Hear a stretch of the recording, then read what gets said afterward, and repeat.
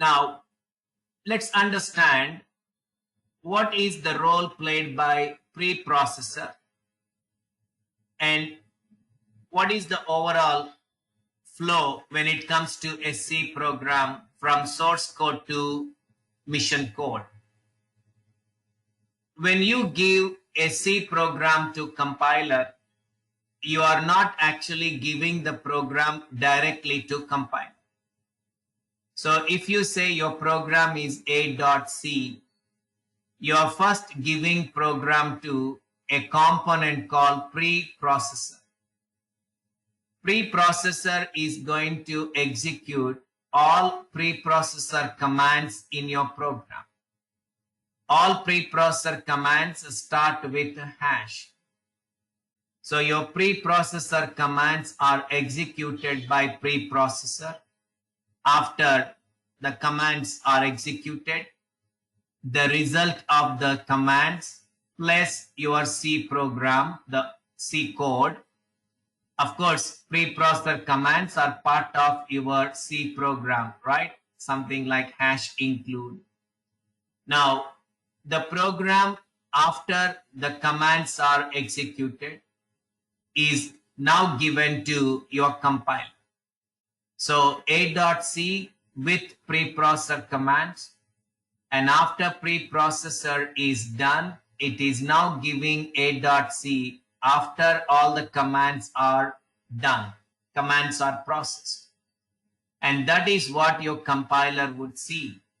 In other words, your compiler will not see anything like hash include because this is already handled by preprocessor. And the result of that is already placed. So now a.c has no hash include because all these hash commands are already handled in step 1. Compilation is actually step 2. So after preprocessor is done, the result of that is given to compiler, and compiler generates object code, also known as mission code. This is the flow. So first preprocessor, and the result goes to compiler, and then you get the mission code. But this is not the final step either. So if I give you the broad picture, a.c is first given to preprocessor. And the result of the preprocessor is the modified version of your program. And that is given to your compiler. So after preprocessor is done, the compiler takes it, and compiler is going to generate what? The mission code, also known as object code. And if you are using code blocks, you are going to see something like a.o. The object code is stored as .o file. So a.c goes through the preprocessor, then compiler, and then we get the object code. This object code is not ready to run because we need to combine this object code with libraries. We need to combine this object code with the libraries, and typically they are the files with the extension .lib. Well, your compiler provides those libraries. Your object code is not having code for predefined functions. So your a.c is converted to a.o when this object code is linked with libraries. So this is where we are talking about linking. We are linking our .o with libraries. So wherever we are using printf, there the code of printf will be placed. Wherever you used scanf, the code from libraries will be placed. So eventually this and this, these libraries and object code, both of them are linked, and that will produce something called a.exe. Now this exe is completely self-contained, ready to run program. It needs nothing else. All that you need is a.exe. So from a.c you get a.o after these two steps, 1 and 2. And then the third step is linking your object code with libraries. And when this is done, you get the final version, that is a.exe. And this is how your C program is compiled.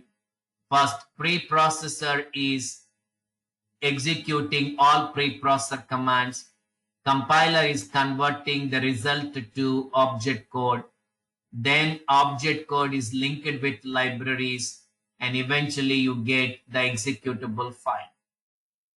You may call it by a different name in a different platform, but it is the final version ready to run.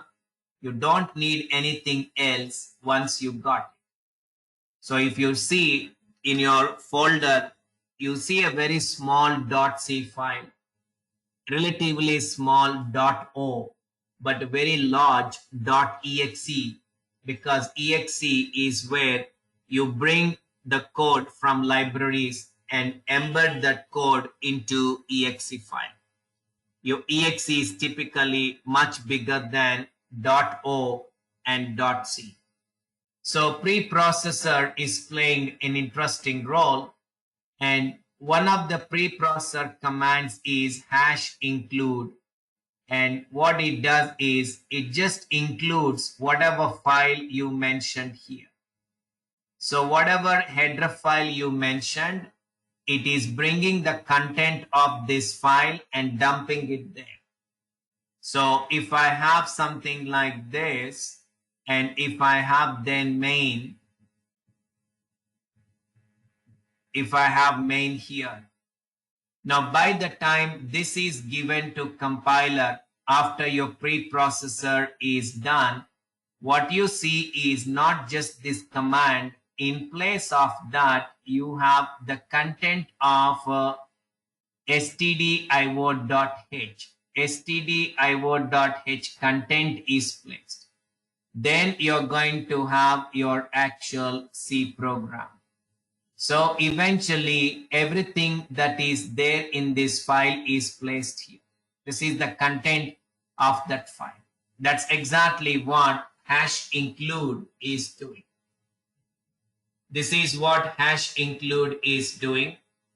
So if the content of stdio.h is not important, you can leave this, then the content is not placed.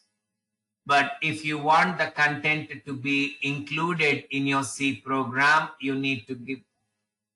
So it depends on the case, but generally it's a good practice because you have prototype declarations here.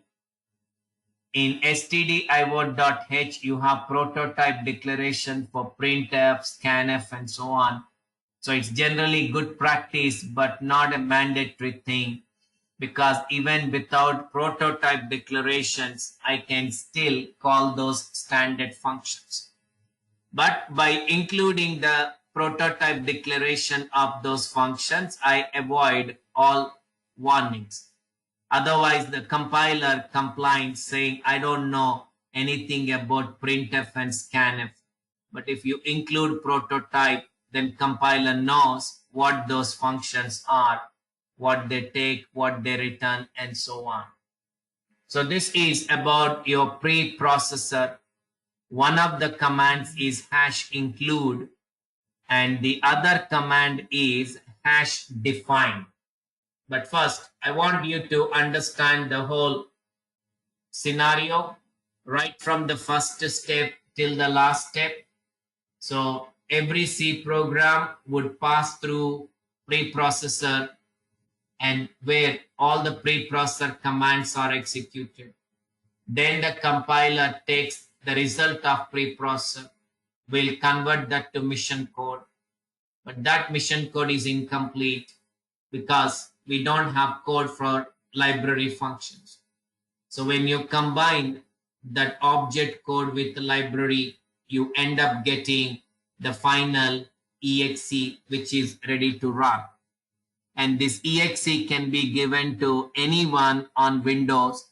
He doesn't need any code blocks or any compiler, and anyone on Windows can take your exe and straight away run it because it is completely self-contained exe.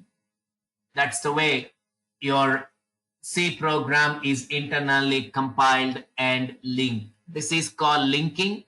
This is called compilation, and this is pre-processing. We don't have these steps in some of the modern languages, but when you're dealing with the C, even C++, it's important to know what preprocessor is really doing.